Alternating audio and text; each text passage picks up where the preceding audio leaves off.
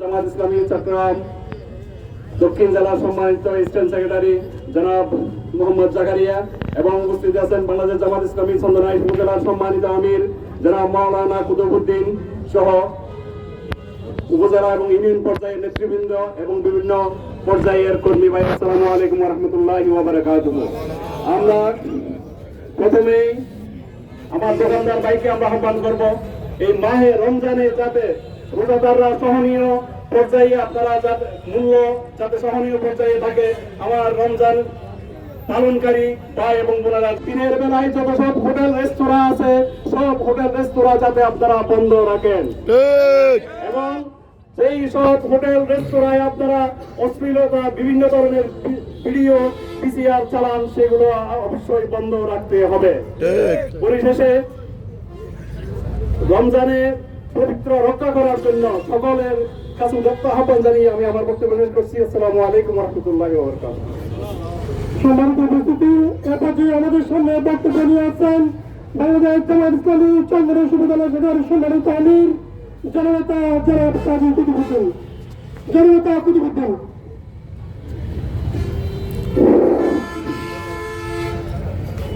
আলহামদুলিল্লাহ ওয়া কাফা ওয়া সালামুন আলা ইবাদিল্লাহি আল্লাযীনা ইসতাফা, আম্মা বা'দ। আউযু বিল্লাহি মিনাশ শাইতানির রাজীম। বিসমিল্লাহির রাহমানির রাহিম। ইয়া আইয়ুহাল্লাযীনা আমানু কুতিবা আলাইকুমুস সিয়াম কামা কুতিবা আলাল্লাযীনা মিন ক্বাবলিকুম লাআল্লাকুম তাত্তাকুন। হে ইমানদারগণ, তোমাদের উপরে আল্লাহ তাআলা পবিত্র মাহে রমজানের রোজা পালনকে ফরজ করে দিয়েছেন। জন্মবারে তোমাদের পূর্বে যারা নবীর উম্মত ছিল তাদের উপরে রোজা ফরজ ছিল। এই রোজা ফরজ করার উদ্দেশ্য হচ্ছে আমরা যাতে তাকওয়া পরহেজগারি অর্জন করতে পারি।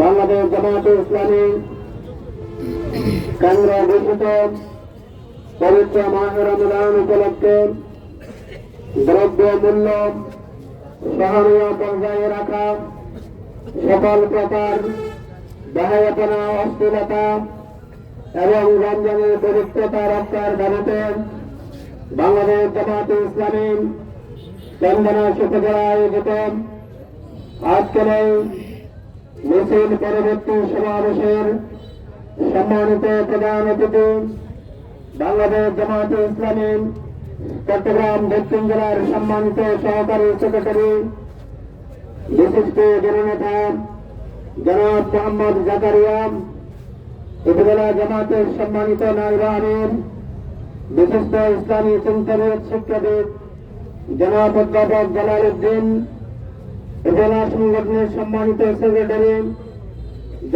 জনাব কাজী আহসান উদ্দিন সাদেক, পৌরসভা জামাতের সম্মানিত আমির মাওলানা কাজী কুতুবউদ্দিন সাহেব সহ ইসলামী ছাত্র শিবিরের জামাত ইসলামী নেতৃবৃন্দ, অত্র কানহাট বাজারের সম্মানিত ব্যবসায়ী বন্ধুগণ, সর্বস্তরের জনতা, আসসালামু আলাইকুম ওয়া রাহমাতুল্লাহ।